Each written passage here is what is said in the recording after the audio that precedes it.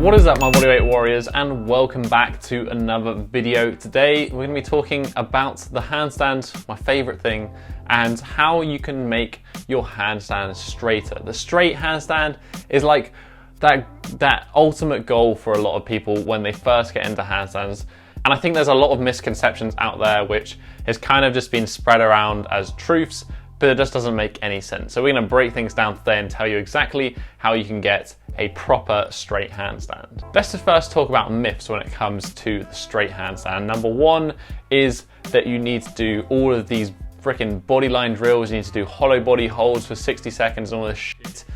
It's just ridiculous. You don't need to do bodyline drills. Can you stand up in a straight line? Can you stand still? Does your core hold you in this position in a straight line? Yes. Therefore, you have enough core strength to be able to hold a handstand. The main difference between a handstand and just standing on the ground is that our hips are much stronger and much more stable than our shoulders. Pretty much nothing else matters if your shoulders aren't in a good position. When it comes to the handstand, we've got to consider number one, gravity, and that means that everything is going to be built from the ground up. Everything stacks on top of each other, so if something below is not in the correct place, it means that the thing above is going to fall out of place.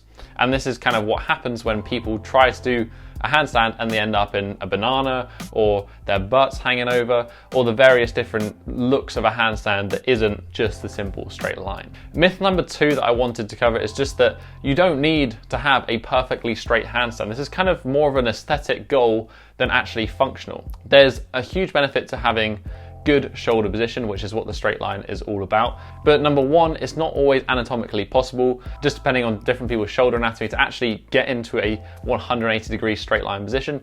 And number two, it isn't essential. You can get very, very good at handstands with a pretty much straight line handstand. In fact, Yuri Marmerstein has a really great video that he published on a case for bent or banana handstands. I'll link it down below. It's quite an interesting one to watch if you want to geek out about handstands. Right, so those are the two main myths that I want to get covered. Let's talk about how you can actually get your straight handstand. So as we've established, core is kind of irrelevant. There is a part that we'll play later on. First of all, let's focus on the main thing, and that is shoulders. The handstand is all about the shoulders. The hard bit is getting those shoulders in the right position, especially for people who are pretty tight. They're gonna struggle the most with their handstand line, and that's because they simply don't have the shoulder flexibility.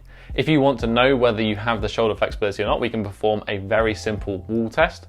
To do this, we would go against the wall, back to the wall, stand a little bit away. You want to press your lower back into the wall, and then you want to simply raise your hands overhead. Make sure the lower back stays connected with the wall, and if you can touch the wall comfortably with your hands at shoulder width, then you pass the test. You have enough shoulder flexibility technically to be able to do a straight handstand. If you can't touch the wall, then you know you need to work on your shoulder flexibility to get a better straight line. A great stretch is the butcher's block. Again, I've done a video on this and I will link that down below on how to do the butcher's block correctly. That's a really great exercise. I've also got an overhead flexibility routine. Again, I'll link all this down below. Plus Emmett's got a really good video series on the straight line handstand, which again, I will link down below. Shoulder flexibility does just take time to develop as well. So be patient with this one, keep working on it, and eventually it will get there. Once you have the shoulder flexibility, there tends to be two things that will hold people back. Number one is stability in the shoulders. As I said, the hips are much more stable in the shoulders. This is why we can stand up for ages, and just doing more time on the handstand, getting our shoulders more stable and stronger is a great idea to start with. And the second one is that people don't necessarily express the range of motion that they have. So this means that you might technically have the flexibility that enables you to get into a straight line handstand, but you can't actually always put it into practice, especially freestanding. Probably one of the best things you can do is just go back to the wall, and then you have the wall as reference. This wall will give you that understanding of where straight line is, because hopefully your wall is pretty straight, and then you can just work your balance there. Film it, filming is a great idea, and then just reflect and then work on getting the straight line. As I said, the straight line is a skill in itself that will take that time to develop. In terms of a couple cues that I like to help when it comes to developing a straight line, there's kind of two real cues. Number one is push harder, push taller. This is the idea that you want to maximally elevate your shoulders as hard as you can. It's going to be the best position for holding the handstand.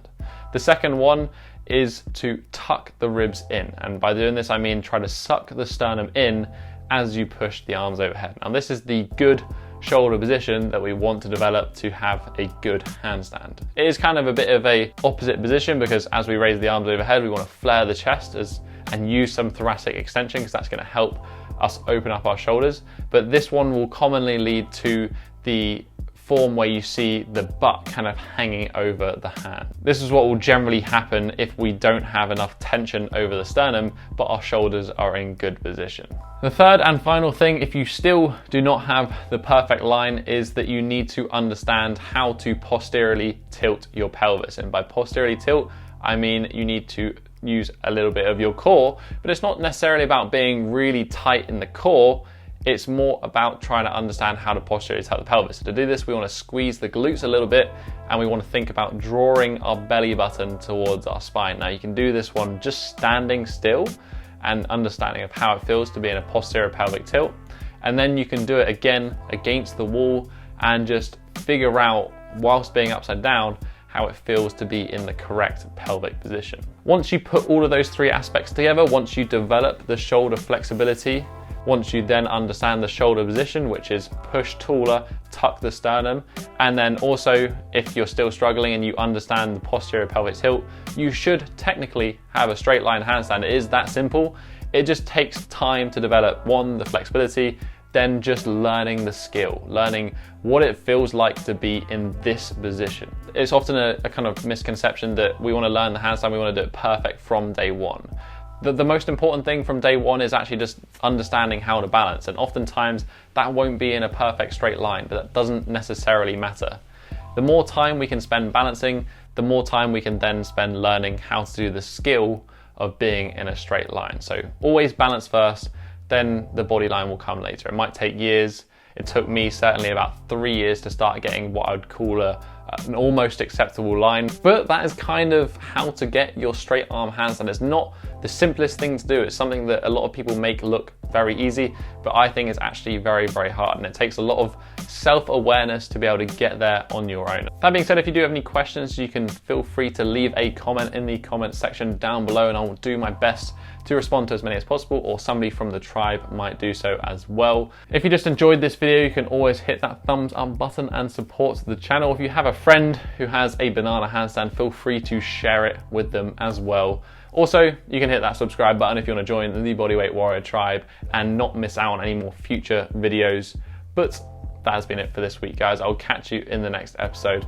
Have a strong week and peace.